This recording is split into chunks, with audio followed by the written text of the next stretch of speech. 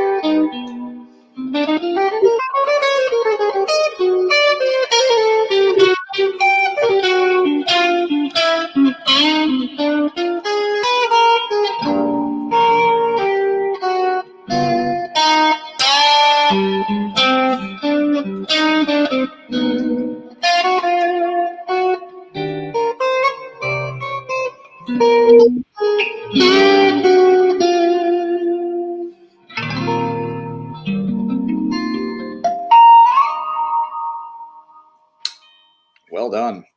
Thank you. All right. This will do. Well, hi, everybody. I'm Tim Schroeder. I am the owner of Schroeder Amplification here in Highland Park, Illinois, just outside of Chicago. I am joined today by Dani Rabin. I always want to add an "een" to that for some reason. Dani Rabin, who is, amongst other things, the guitarist for the band Marbin. And today we'll be getting inside your head. Ooh. So anyway, yeah. Hey, hi, Tim. Hi. So hey, let's just kind of jump right in. So typically, I ask. I enjoy these types of things. Usually, I'm talking to people who I've known for some time, but haven't really asked the kinds of questions that are kind of off the beaten path in our typical conversations. Sure. So yeah, just kind of wanted to get to know you better, and I should first mention that I've always been very impressed with kind of the width and breadth of your knowledge for playing instruments, guitar specifically. And you range from what you just played to kind of, as you say, cleaning your teeth, kind of straight ahead rock to gypsy jazz, and you seem to be able to kind of shift between those things effortlessly. And it's always been a pretty big left a pretty big impression on me. So I wanted to find out how you got to be that way, kind of your history, your influences, that kind of thing. So first off, I asked you before, but so you are technically Israeli, is that correct? Yeah. I was born in La Jolla. My parents were here working. They're both Israeli, and they moved me back to Israel when I was 2 weeks old, and I grew up there. All my family's still there, and then I went to Berkeley, and I moved to the States at the age of almost 18 and stayed. All right. So I've been here almost half my life at this point, which is insane. All right. Yeah.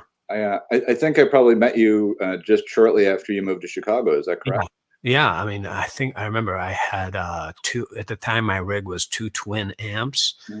You had an amp guy working at your shop. He had curly hair. I think his name was Brian. Yeah. And you were next door to making music at that time. And I remember like bringing it in, and the first time we met, I think you put like an effects loop in one of my twins and changed the speakers to some Webers. Yeah, and that was a long time ago. It must have been 2008. Yeah. It's been a long time. Yeah. Also, tell me a little bit about kind of how you got the seed planted for music. Was it played around your house? Not a musical family. My dad's a physicist. My mom's a psychologist. So I mean, they liked music. They took me to concerts.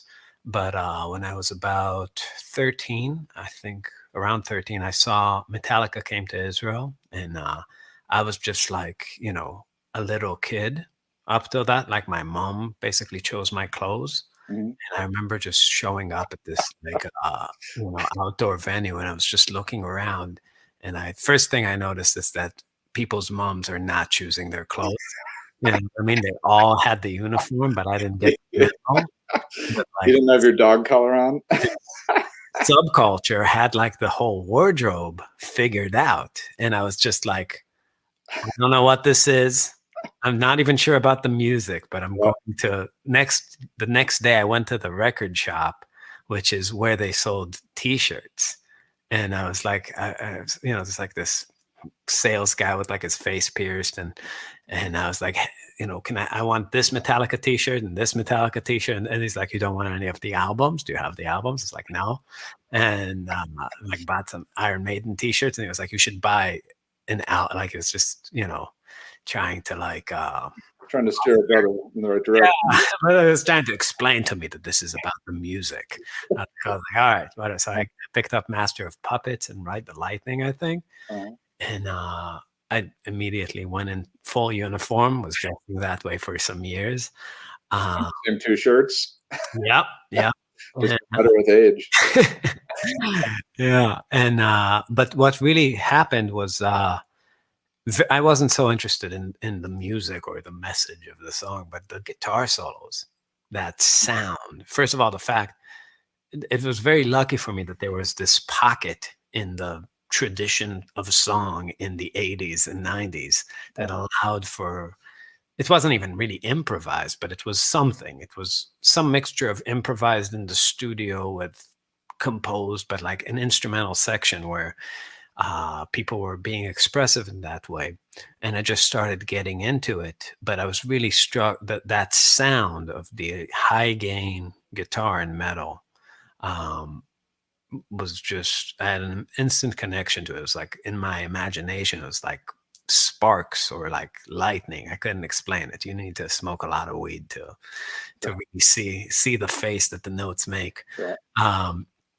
But it started this journey of like listening to Megadeth and Pantera and listening to the solos. And then after some, I got some things under my fingers, started playing guitar, things started getting boring. So I went from there to the people who played more interesting stuff to my 15, 16-year-old brain, like Steve Vai and Joe Satriani. Yeah. And that slowly started escalating with people who played with the same kind of guitar tone, but more sophisticated music, like Greg Howe and the fusion guys. And then it went to the real fusion guys like Schofield and, Metheny and Holdsworth and Scott Henderson. And from there, I started kind of latching on more to the music and less to that sound, and started listening to Wes Montgomery and George Benson and Django Reinhardt eventually. So it was a real, like, the definition of backwards, just anti-chronological journey through guitar. Well, it's funny you should mention that. That sounds almost exactly to the letter my progression. When I was 5 or 6 years old, I don't know that I'd ever even been exposed to like real rock guitar. That same sound that you were talking about. Ride the Lightning, that kind of stuff. Mm-hmm. But I had that sound in my head, and I honestly don't ever remember being exposed to it. And at the time, talking about your shirts, getting the shirts before the records, they had Kiss like trading cards. Yeah. And I had a buttload of Kiss trading cards, and I hadn't. It took me months before I actually heard Kiss. But I'm looking at them and I'm like, man, these guys must be bad. Yeah. And then I heard Kiss, and I was like, wah, wah. It was like, yeah, huge letdown. Like that sound just was not there.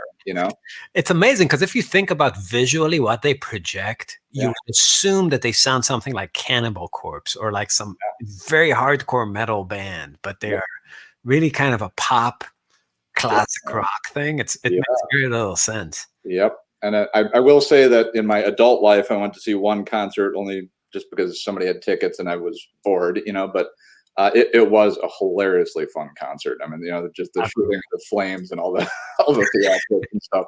It was a blast. It was an absolute blast. But and I too got made the transition into the other folks you had just mentioned, all the way up through Benson and Barney Kessel is one of my all-time favorites, and I'm still kind of going. I've kind of worked my way backwards, and Django, of course, and all those guys. And Yeah.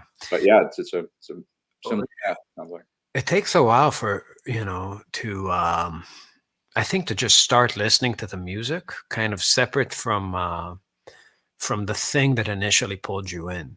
I mean, I think some people have I have a certain quality in my, or a certain character in my personality that I feel actually is pretty off-putting to the people in your immediate vicinity and your early childhood friends, which is I can really be excited about something to a level where I'm really promoting it to everybody I know that this is the shit. It's the best thing in the world. And then I could just 180 be like, oh no, after getting like 2, 3, 4 people super into it, be like, yeah, that's terrible. I hate that. I hate that thing I told you was the best. And they sort of make an identity with that thing. A lot of people need the enthusiasm to get into stuff. So I feel like I had a lot of friends that I really got to be metalheads. They were in gear, in uniform, just listening to Pantera. And then I was just like, you have any insane clown posse friends? Yeah. Peasants, they should listen to Holdsworth, and they were not about to like do that journey. Yeah. Right on. Yeah. So you started playing about 14, 15 years old or so? 15, 15, something like that. And how did that start? Well, initially I picked up a bass, and I still remember I went to my first bass lesson in the town I grew up in Rehovot, and I had Injustice for All, and a few other, like, that was the times where you like would bring CDs to your lessons, like, and the guy would like try to like listen on a boombox and show. And I just remember not being able to hear bass. Like I literally couldn't pick up that layer in the music. I couldn't pick it out. And the guy was just the whole lesson like trying to shift my attention towards what it is in the music that the instrument I'm holding in my hands was. And then at a certain point I started hearing it. I was like, you are shitting me. That's the bass? I don't want to play that. That's terrible. So I just went to the store and returned it and got a guitar instead.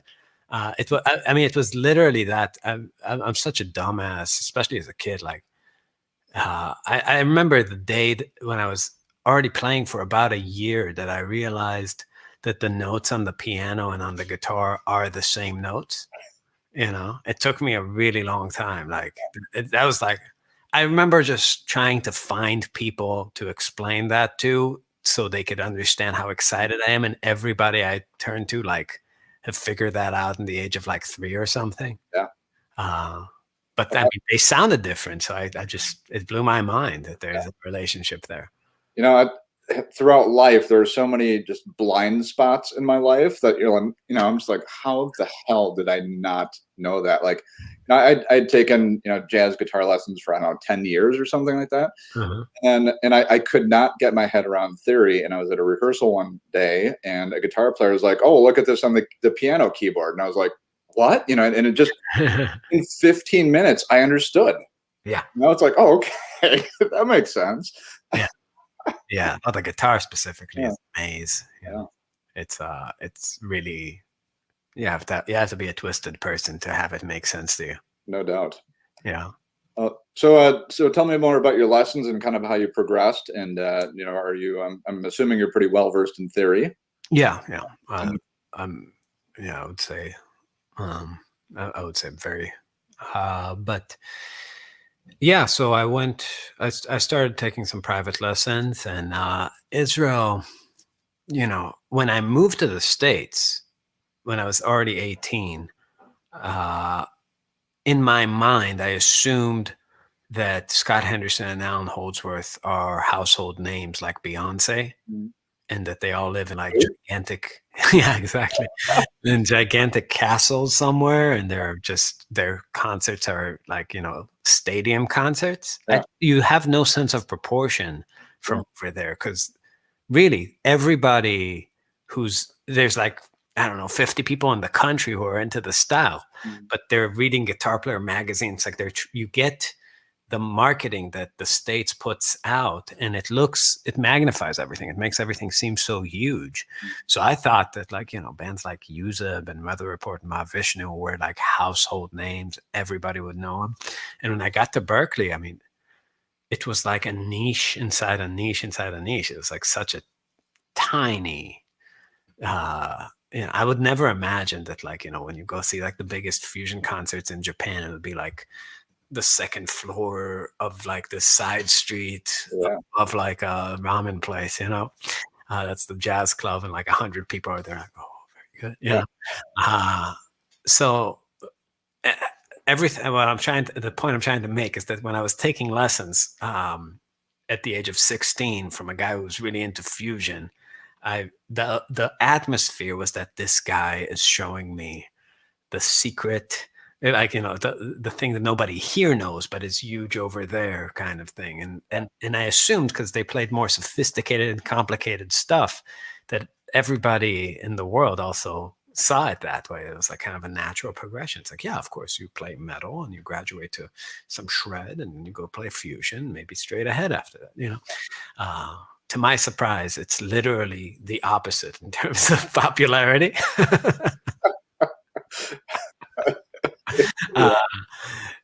Probably would have been, living in a bigger place if I stuck with the metal and made that work.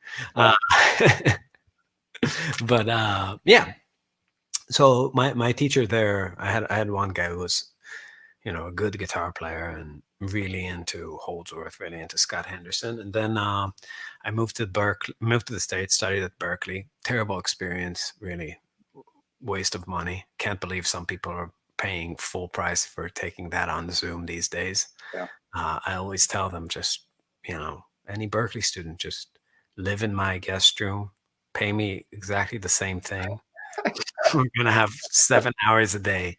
You'll carry my tools and I'll show you the thing. It's going to be great. Yeah. But somehow their marketing still works. I don't know how. And that wasn't a great experience. But when I was there, I wasn't a good jazz player, and I had to find a way to kind of circumvent the whole thing, because it made me feel terrible, the fact that other people could play changes and I couldn't back then.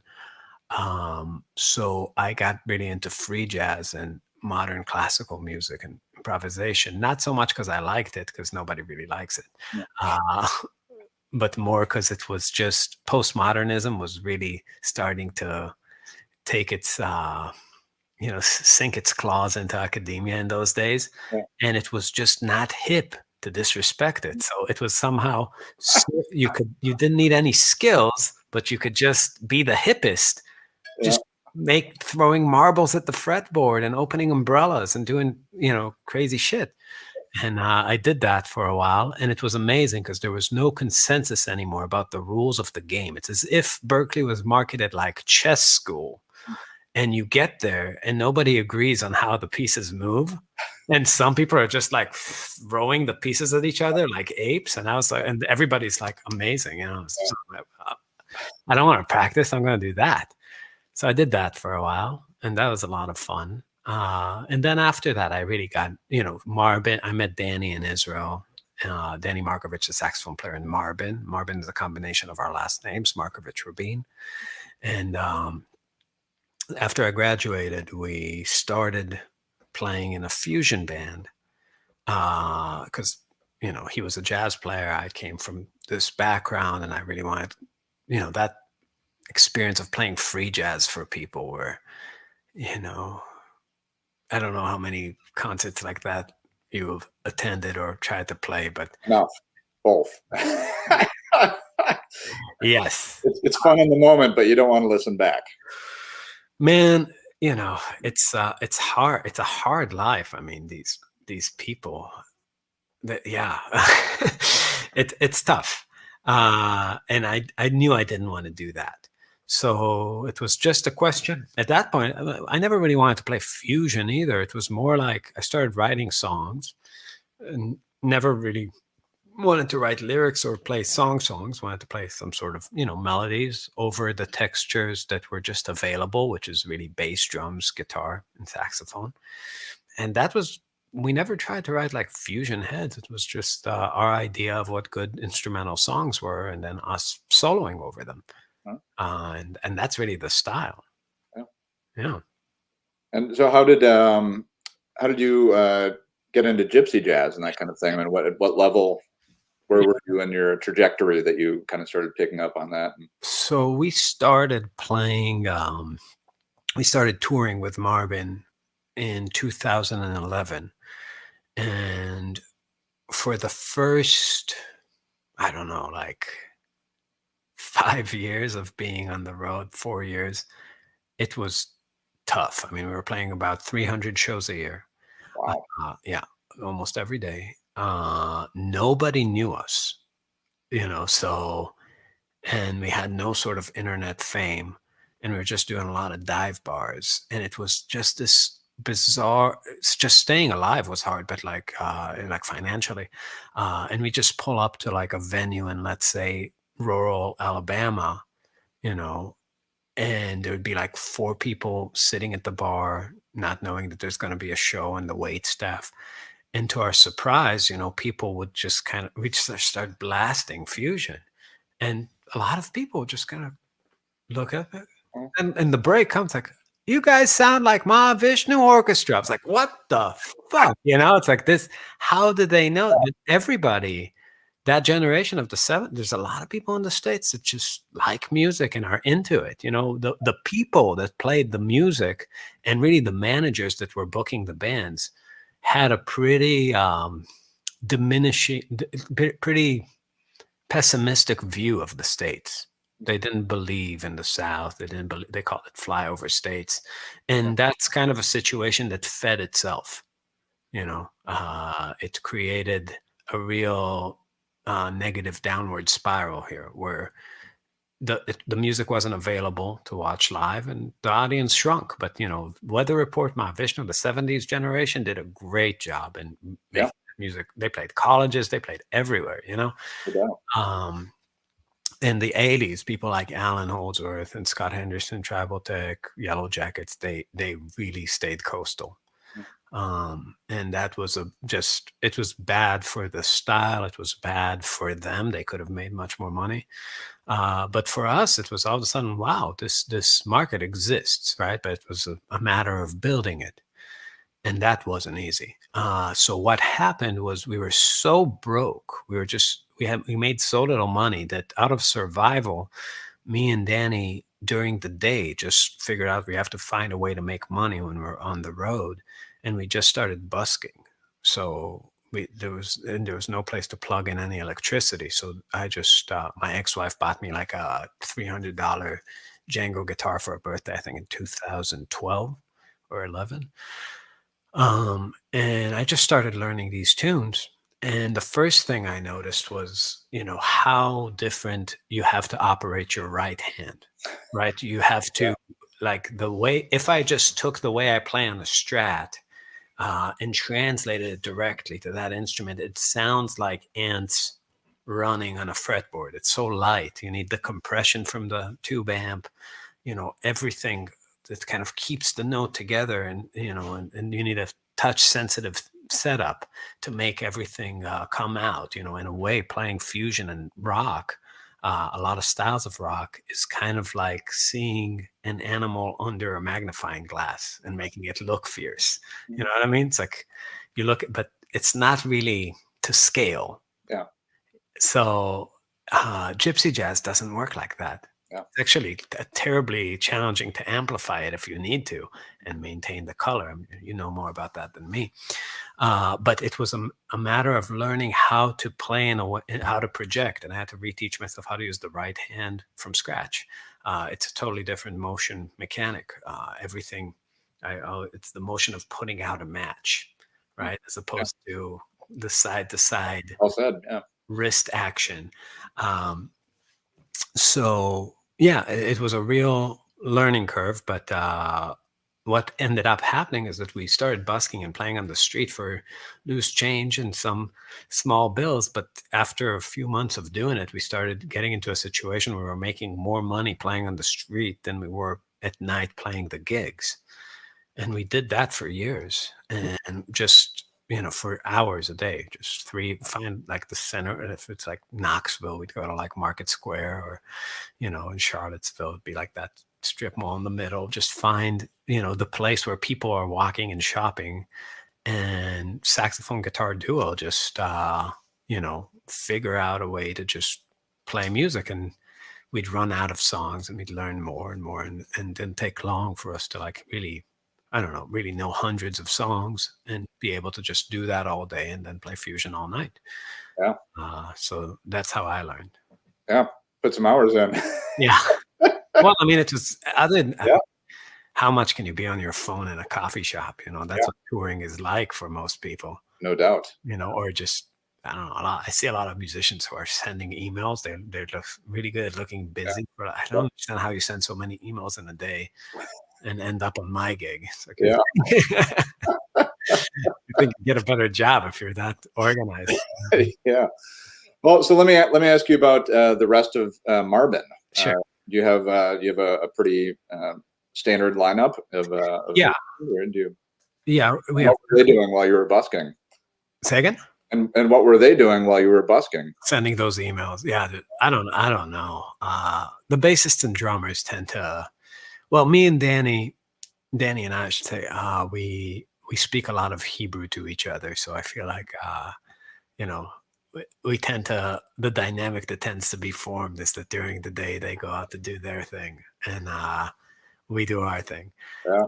But occasionally, they would join us and sit in and play on the street. But I feel like a lot of people found that demeaning in some way.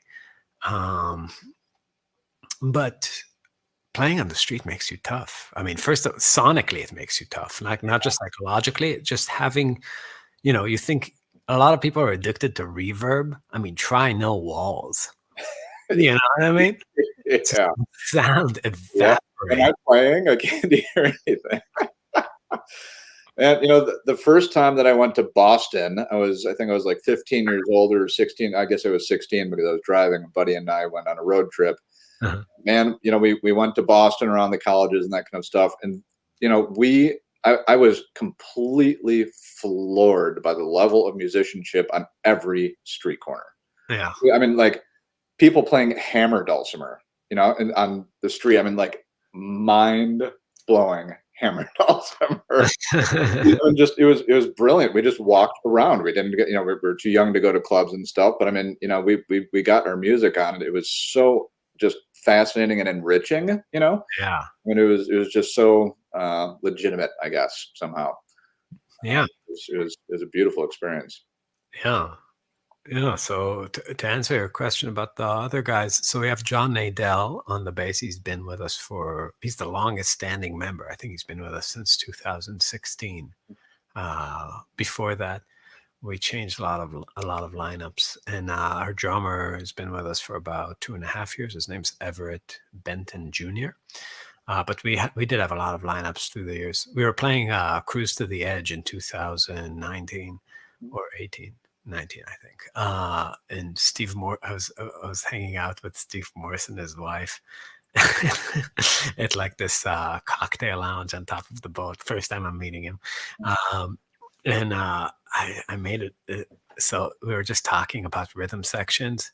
And I said what I often say about rhythm sections, that rhythm sections are like underwear, that they're meant to keep dickheads in place, but when they get shitty, it's time for a new pair.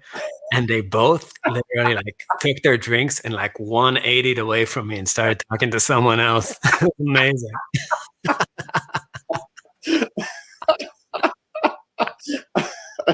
Nice. Yeah. They did not dig it. So if Steve's listening, I'm sorry. I take it back. We should be friends. I feel like I really blew it. I guess Lexus drummers or something. Yeah. I've stuck my foot in my mouth when meeting a couple of my heroes, for sure. I do it every time, dude. It's like,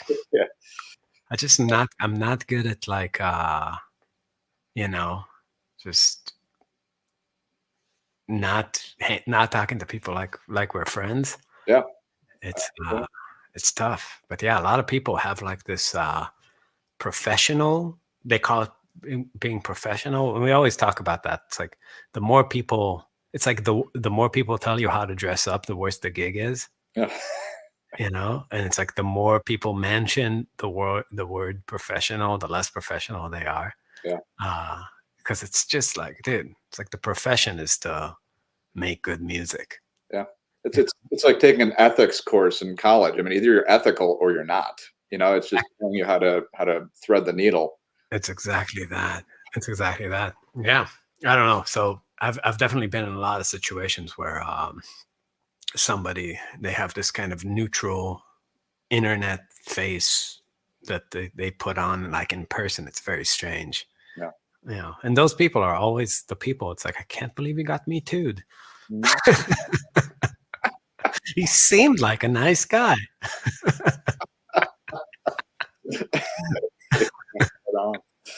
Well, so you're talking about, let's start talking about some of our heroes. I mean, it seems that you've actually been rubbing shoulders with some of them, and over the years you've played with a Holdsworth, right? And Yeah. of that ilk. I mean, let's talk about that a little bit.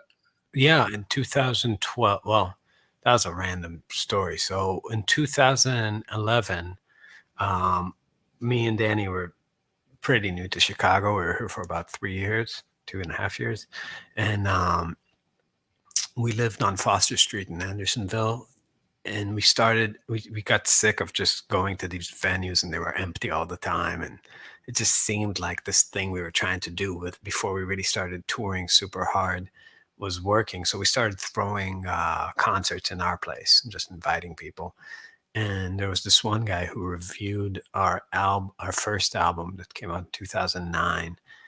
His name was Brad Walseth, and he was friends with the head of Moonshine Records, who happened to also be Alan Holdsworth's manager, and he's the booking agent that works with really most of the fusion acts in the States.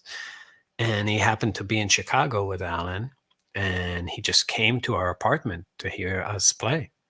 And he really liked it. We were a duo in those days, and we were about to put out an album, and he wanted to put it out in his label under Moonshine Records, and we did that.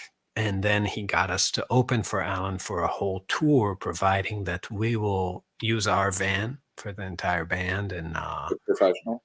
exactly, ex-professional. Although we did not. I'll tell you in a minute. But yeah, and then like, help him set up and carry the stuff, because it was him, Jimmy Haslip from the Yellow Jackets, and Virgil Donati from Planet X. And we did a month together, and we almost got fired from that tour so many times, mainly because of our drummer at the time. But yeah, we were about to we played a show in Buffalo, and we were about to drive into Toronto, and our drummer just realized that like all the weed that he brought on tour is not going to make it over the border. So he asked to stop in the bathroom in like Niagara Falls, like, I don't know, 10 miles from the border, not even. And he just went behind the bathroom and smoked all of his weed. He got back in the van. We started driving, and the whole van reeks of weed. And they pull us over, and the guy's like immediately, before he asked for our passport, it's like, will you pull over there? And then they're searching the van with like these dogs.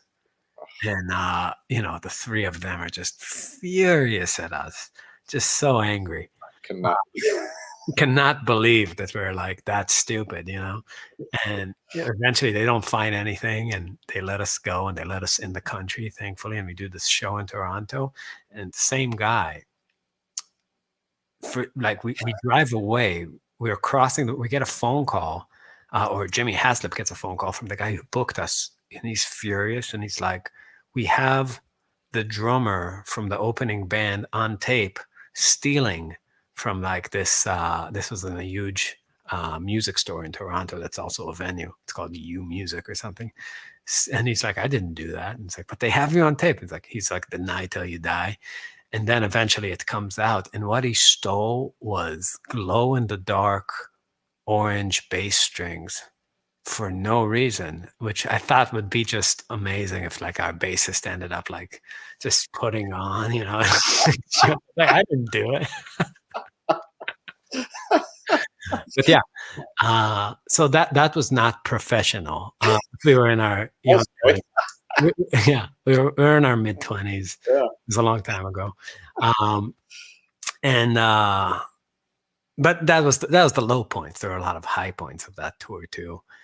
And also for me, psychologically, it really made me feel like there's no talent hiding in the bushes to be afraid of, because I was, we got to be the opener for Alan and Scott Henderson for tours, and those two were my biggest idols growing up, much more than Wes Montgomery or Django or any of these kind of people. Those were really my favorite players.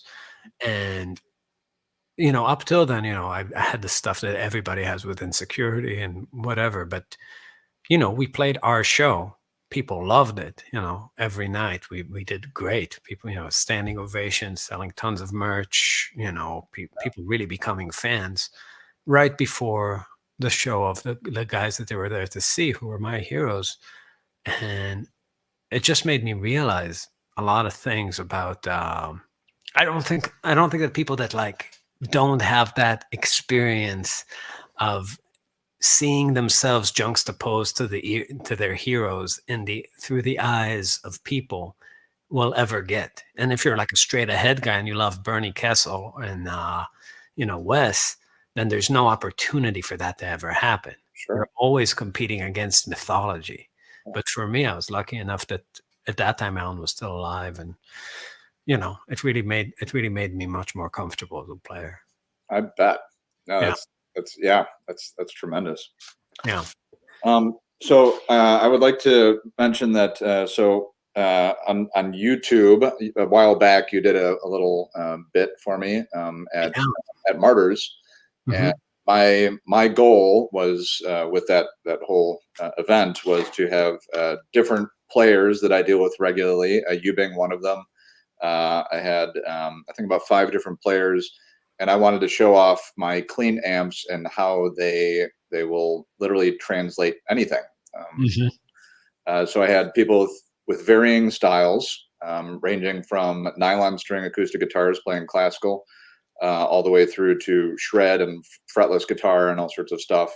And you actually played several different things, which are on my YouTube channel, Schroeder Vids.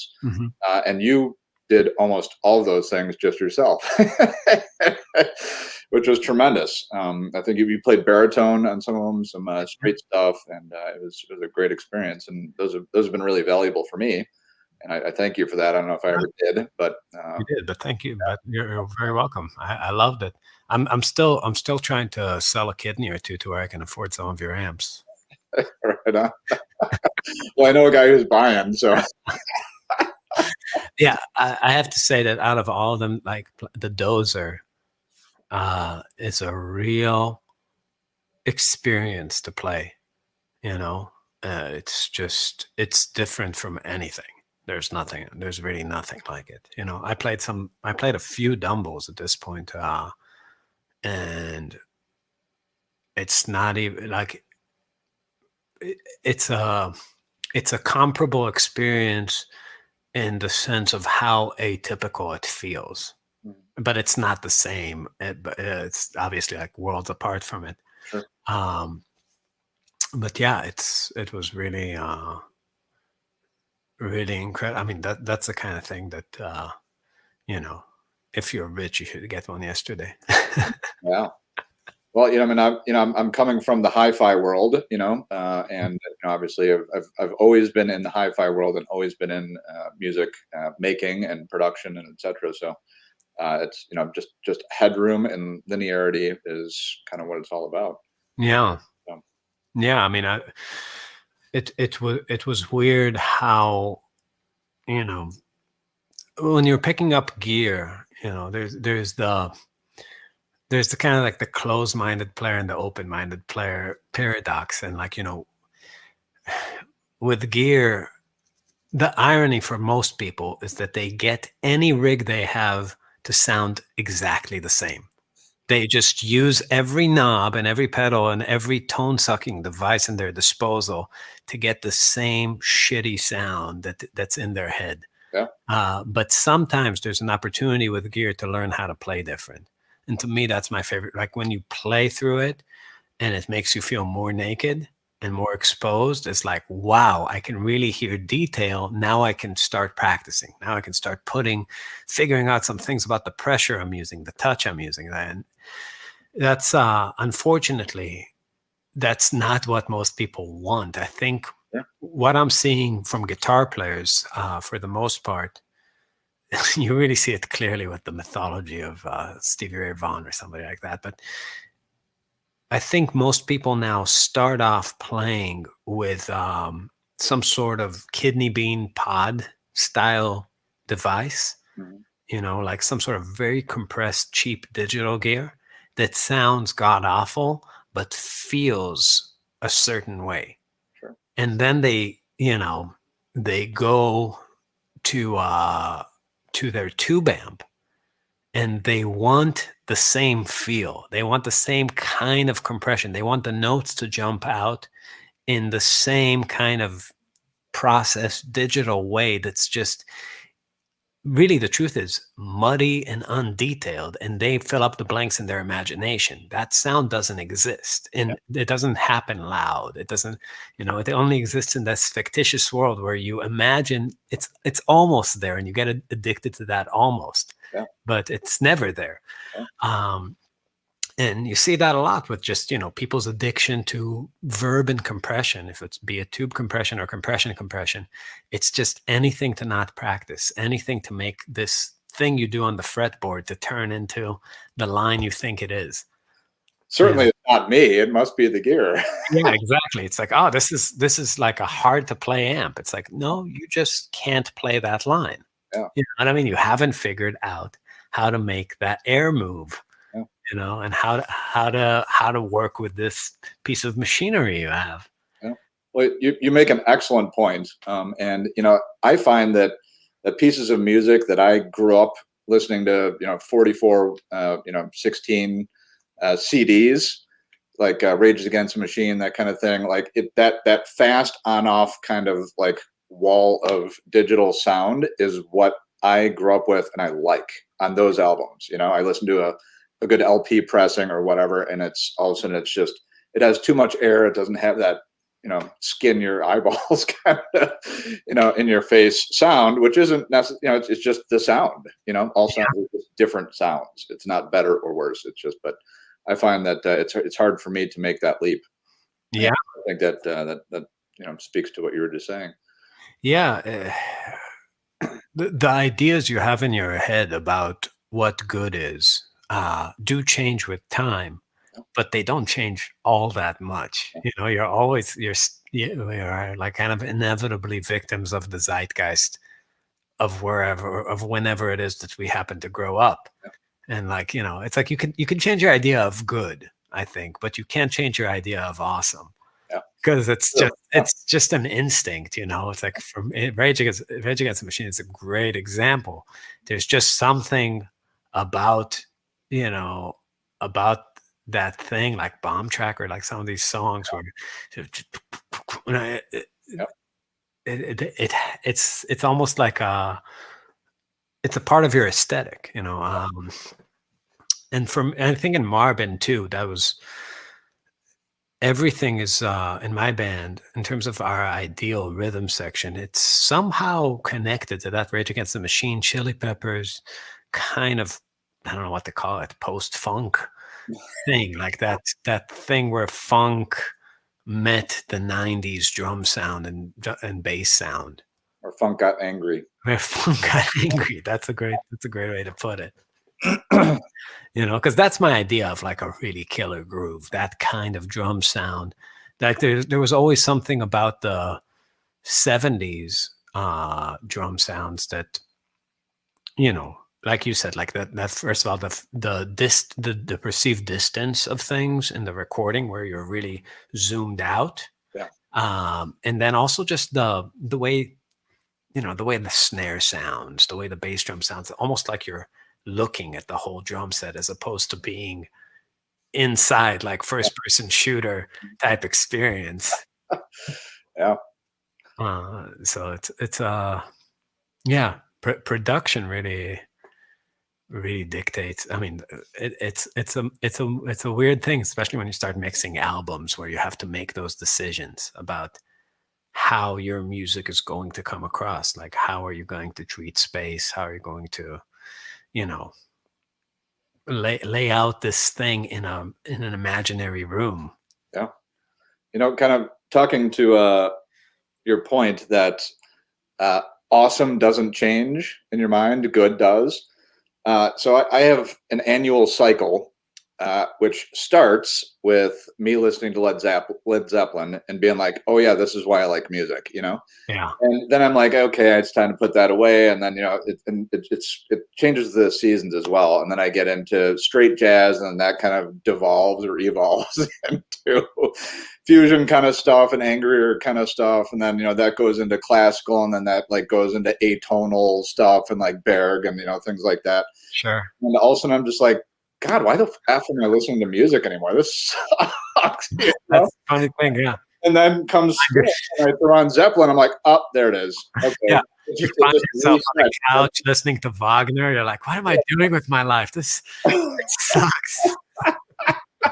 Don't even speak German. I'm trying to make a fine solder joint or something. It's beep, boop, beep, boop, boop, beep, boop, boop from the other room. And I'm like, God, why am I so nervous? That's so right. Why can't I hear real music where the drums are loud and people dressed like women sing about the devil? Straight up, man. Jeez. Yeah. It's a weird thing. I mean, rock in general, just think about, people have been like, everything's in pop music is a product of technology, right? I mean, like the even Sinatra albums, the idea that you can take a human voice and layer it on top of an orchestra is it's a technological innovation. But what really happened with rock, with like Zeppelin, is layering a vocal over drums playing loud.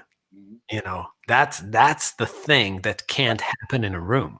Yeah. It's like try to sing, in your falsetto, like Robert Plant over that thing with a microphone. That's something that doesn't exist in the natural world. Yeah.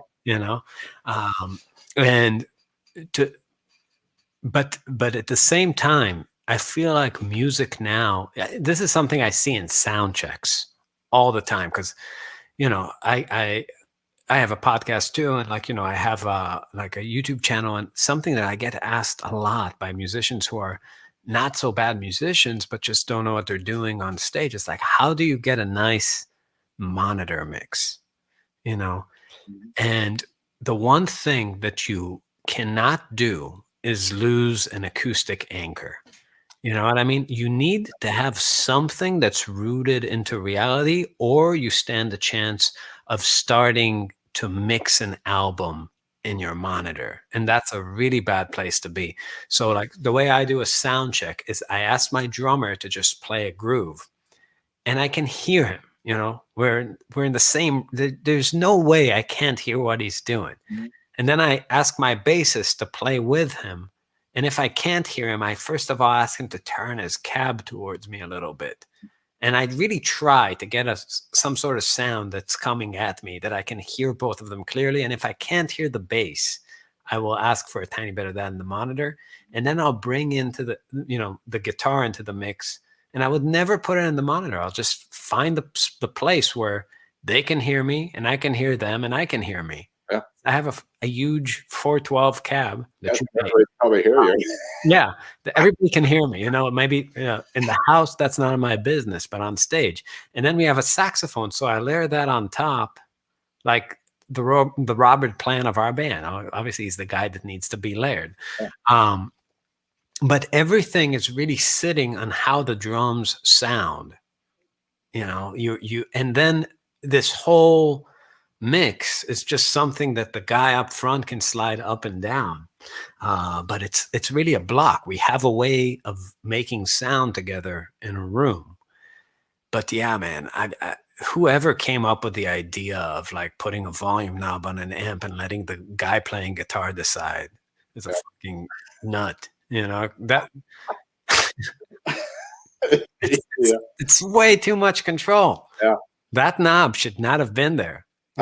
They should give it to somebody else. Like about 20 years ago, I was invited to a jam session, and there were 20 guitar players in the room, and that's all it was. And everybody was complaining that they couldn't hear me because I'd take a solo and then roll down.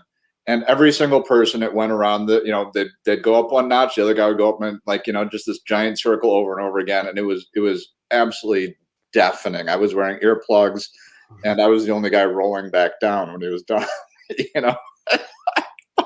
Yeah, dude, it's awful. It's really bad. It gets really bad. Yeah. No, it's just, especially when you're a kid. Come on, you cannot have a volume on your amp. That's way too much responsibility. Yeah, they should have parental guidance knobs for children. Exactly. Yeah.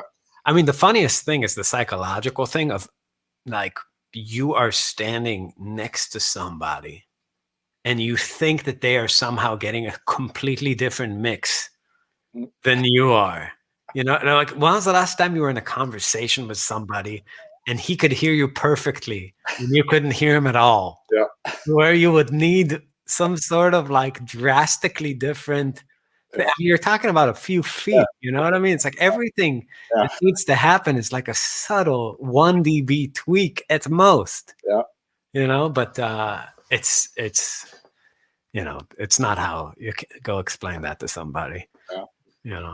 I'm assuming you do not use in-ears? No, I don't use. And recently I started wearing some earplugs after a decade on the road, but I feel like that top end is like your musical hymen. You need to just pop it.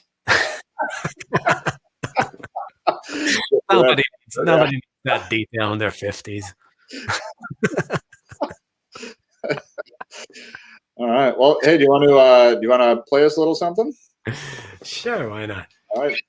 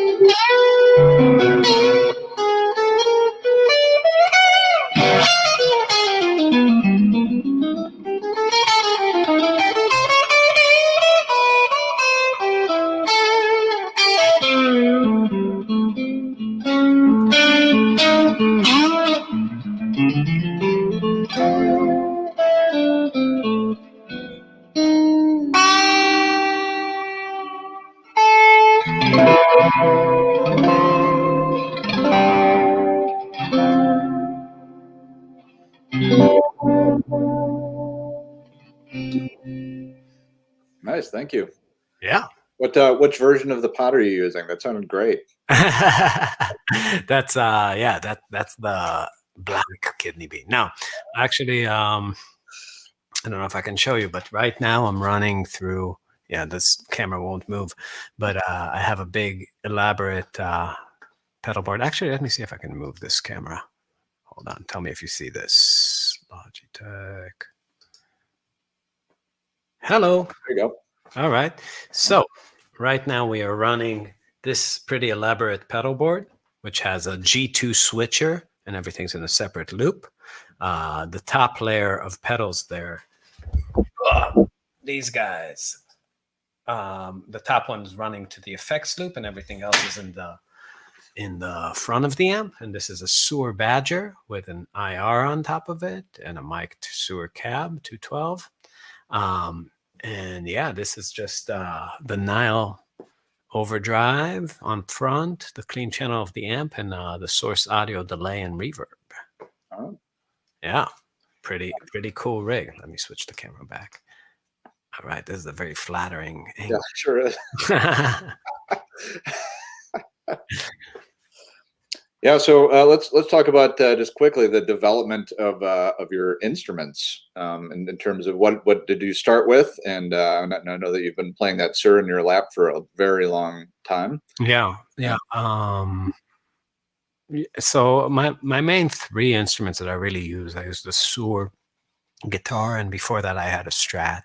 Just kind of I had Sewer pickups in it for a long time because I was always a Scott Henderson fan, and that's really what he used. I didn't come up with this combo. That was my guy for a long time. And I have the Angelico archtop that I recently got gifted to me, actually.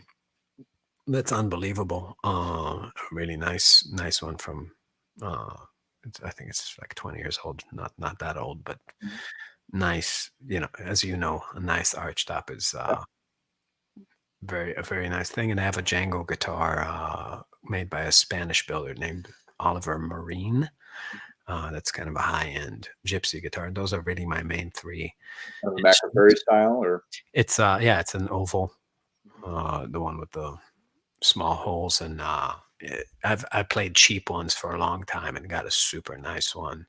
And yeah, that's the difference there is just a Squire sounds much more like a Sewer than a cheap gypsy guitar sounds like an expensive one. You know what I mean? Well said. Yeah. It's, and not to say that there isn't a difference, but I mean, as an audiophile, you guys understand the difference in the source. It's like when you're talking about acoustic guitars, I mean, it's just so obvious. Yeah. But again, it's also the kind of obvious that if you don't have an ear for, you wouldn't get. Mm-hmm. But yeah, the detail and the high end and the stuff that it feeds the mic is just not present in a bad guitar. All you get is just a bunch of low mid stuff and air moving and just like, but this is just a sculpted sound. So yeah, and in terms of amps, I've been playing these Sewer amps for a very long time, mainly because they're channel switching, and nobody makes a good channel switching amp. Just because, I think, first of all, because the market is small, it tends to be that classic rock guys either want kind of a plexi sound with like just a dirty amp, and they need that for everything. And a country guy just needs a clean amp, and a metal guy just needs there's not a whole lot of people who use amps the way I do, which is really half for comping behind a saxophone and half for lead playing. And the kind of mid-range response you get from a Marshall style amp covers up horn instruments, cover up woodwinds. So you need I really need a side of the amp that it's weird because it's it's scooped but in the right place. And this is the thing. That's the biggest joke. I do videos for Sweetwater now fairly regularly with the guy from Vertex, and they're always trying to market good tone Mhm. as if that exists, as Yeah. if like your tone can live outside of your music. Yeah. You know what I mean? It's like there is no such thing as it's like you're looking at a machine and you're talking about good screws. Yeah. It's like good for what? Yeah. So You learned that very early on, bringing a bass to a guitar lesson. that's right. That's right. Yeah. Um, but yeah, so I would say for people who are really wanting to get a good sound, you first of all need to have good music. You need to, and you see a lot of the opposite now. You see a lot of people who are trying to get good in their bedroom and then mold reality to look more like what fits what they worked on, Yeah. rather than having the perspective of taking the journey out of the bedroom and figuring out what reality is. Yeah. Because the truth is you just don't know the game you're participating in until it kicks you in the ass enough times. Yeah. And to make some sort of version of your bedroom out in the real world is not the interesting bit. It's how you adapt to the chat. I mean, I don't know if you're trying to get like a great sound every night, the way you imagine it in your head, and you have to deal with different sound guys in different rooms and different gear and different nights, and what the road does to your equipment. It's like, good luck. You know what I mean? Yeah, I sure do. Yeah. Having a good sound in a static location has nothing to do with reality on the road for sure, or even rooms, or even a different room in your house. Yeah. Yeah. I mean, Just filling a room with people after sound check, it sounds completely different. All the top ends on, and yeah, it's a real lessons in Zen is what you learn. Just how to, regardless of how bad or good the skin of the situation looks, to still manage to go to the place where you execute the music from calmly. That's really, it's a lot of lessons in accepting. Again, you're trying to always make it as good as you can, but also realizing that you have to kind of behave as if it's perfect in situations where it's often really far from. Yeah. I mean, any guitar player that's like ever made an album and has to have his cab in a separate room, it's like that shit feels totally different when the pickups and the speaker don't talk to each other. no doubt. It changes everything about your touch. It's trade-offs, but it won't be in the drums. Well, so let's wrap it up here, and but I want to end on one thing you just mentioned, was that the thing that has always impressed me about really, really, truly fine musicians is that innate ability to step into any situation when they've had a shitty day, they just had a terrible meal, they've got gas, and everything is going against them, and they walk out there and they dig deep and they can go to that place. Mhm. And that, you're talking about Zen, I mean, that really separates the men from the boys, and girls from the women, I guess. But that, to me, that really separates the men from the boys. Yeah. That ability to, that Zen attitude for life, really, to be able to step into things, to just kind of, the show must go on, and to dig in. And honestly, I don't have that. I mean, I really don't. I mean, in terms of playing, I do in other aspects of my life, and it's very important. But I don't have that ability to step into a venue in a weird situation, all sorts of stuff going on, and be able to, like, find the muse. I mean, the truth about that, for me at least, is that there's a real difference. There's a real separation in the mind of a practicer than a player. And the word playing, it's interesting, but in the Hebrew language, we have a different word for playing an instrument, which is lenagen, and a different word for playing with your toys, which is lesachek. Like it's almost like you act with your toys and you play an instrument. And in English, there's no such distinction, and I think the English way is smarter. Because at the end of the day, the people are there to see you play, to see you move things in time. that we paint on time in music, not on space.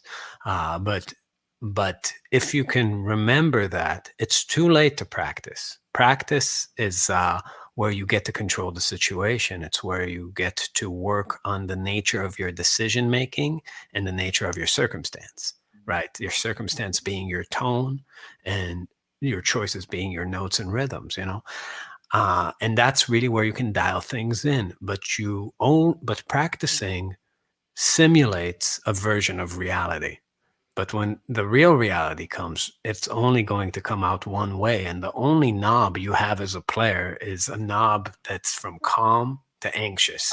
And it's not a very useful knob to turn. Yeah. You know what I mean? It's just, so I think it's just understanding deeply that it's just too late to help yourself. You know what I mean? It's like, this is what you got. Now you play with your toys in the same way that a kid moves a He-Man doll and, action figure in space. You're going to move some notes on Cherokee, Yeah. Yeah. Well, it's been an absolutely fascinating interview with you, and just chat, and you're a very well spoken and deep fella, and yeah, I value your friendship, and it's been a fun ride. So thanks, team. Well, next time we see each other, it will be with some faulty amp and bad tubes, probably. Excellent, my favorite. All right, sir. Well, thank you so much.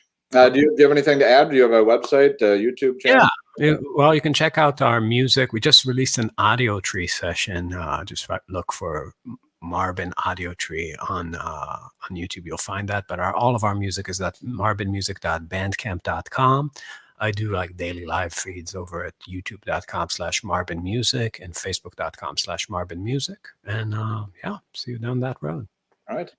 And likewise, if anybody wants to find out more about my shop or what I do, you can reach me at schroederamplification.com or tim@schroederamplification.com, my email, or my YouTube channel, which is Schroeder Vids, VIDS.